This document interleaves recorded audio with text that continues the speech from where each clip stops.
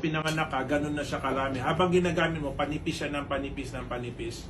So once you get older, kaya sumasakit yung joints mo, kasi buto sa buto na yung nagbabanggaan. So when you take Fernflex, it regenerates cartilage, ligaments, and tendons. Ano yung regenerate? Kumakapal siya ulit. And no other product does that except Fernflex.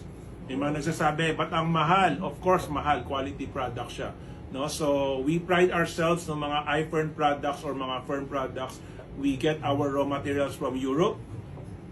So, that's very important for us because we want to make sure that you're getting quality products. Kasi hindi naman magtatagal ang kumpanya kung hindi quality yung products. Hindi naman maglo-loyal ang mga tao sa produkto kung hindi sila gumagaling. And all of the products from the start, when we started with Ferncy, yung loyalty ng tao builds and builds and builds. Kasi example, si mother nag-take, nagustuhan niya, bibigyan niya asawa niya, si father. Tapos syempre, nagte-take na si mother and father, bibigyan nila yung mga anak nila. Syempre, they like the product, bibigyan nila si lolo at si lola.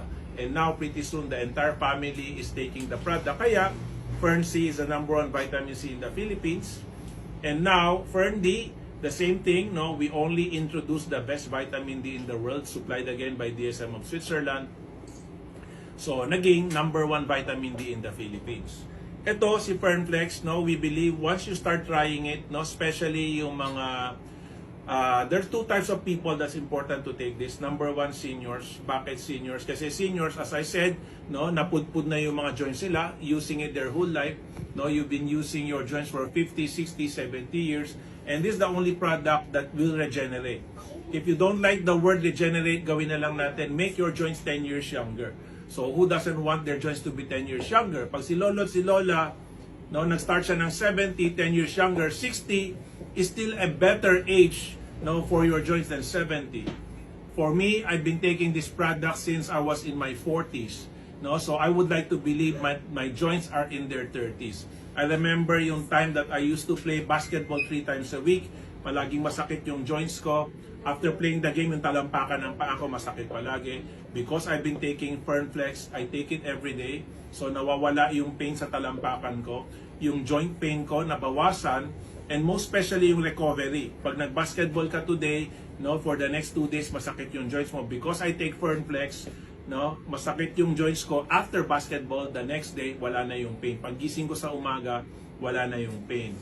And so that's the first type, no, the seniors, no, yung mga tao na may problem sa joints. But the second type, the weekend warriors, no, usong-uso ngayon sa mga kabataan, they like to go cycling, no. Example, si Ion, no, so we've been giving Ion the Fernflex for his for his cycling, no, for his running, basketball, for his basketball, no. Sabi ko, okay yan, habang bata ka pa, take mo yan kasi para mas mabilis yung recovery mo. So Olympic athletes, you know, they take Fernflex. Athletes, weekend warriors, they take this kasi aside from people na tumanda ka na sa kakagamit ng joints, kung marathoner ka, cyclist ka, di ba? So syempre mas bugbog yung joints mo. So syempre when you take this, mas mabilis yung recovery or hindi ganun kabugbog yung nangyayari sa joints mo kasi habang ginagamit mo siya, napupudpod o numinipis siya, at the same time when you're taking, kumakapal siya ulit. So parang walang nababawas. So sa akin, at the end of the day, it's really about trying the product. Kasi kahit na gano yung sales to ko dito, kahit na gano yung convincing ko dito, kung hindi mo siya susubukan, hindi mo malalaman yung effect. No, one of the boxes is 30 capsules. And you're supposed to take 2 every day. So I believe, no, bago maubos yung box, meron ka na mafe-feel na difference. And pag may na-feel kang difference, syempre itutuloy mo siya.